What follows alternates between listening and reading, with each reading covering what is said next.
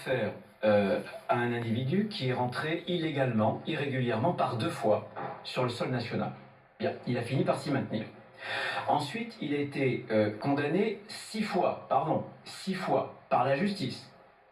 Le quantum, la quantité d'années de prison qu'il a engrangé pendant ces 6 condamnations, c'est 11 ans et 11 mois.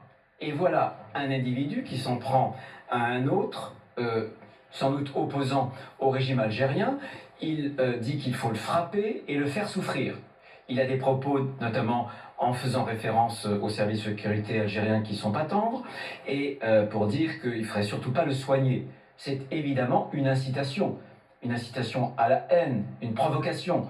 Et j'ai saisi la justice qui, dans un premier temps, nous a donné raison. J'ai pris moi-même, le ministre de l'Intérieur, un arrêté d'expulsion, parce que je considérais qu'il était algérien et nous avions les preuves de sa nationalité, puisqu'il avait un passeport biométrique, donc infalsifiable. Donc nous l'avons respédié en Algérie et les Algériens y ont fait obstacle. Et c'est ça qui est contraire au droit.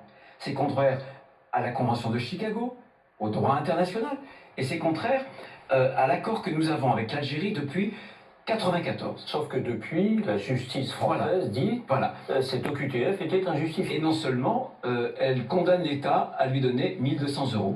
Ben voilà, c'est une formidable explication. Je vais m'en tenir là. Et je demande aux Français de bien enregistrer toute la séquence de faits que je viens de décrire. Et peut-être que là, ils vont toucher du doigt l'extrême difficulté que nous avons en France pour expulser, pour tenir les frontières. Je trouve cette séquence formidable. C'est une des déclarations les plus intéressantes que j'ai entendues depuis bien longtemps. La justice française va contre les intérêts de la France. Je ne peux pas dire autrement, la justice française va contre les intérêts supérieurs de la France. Oui. Moi, je suis attaché comme André.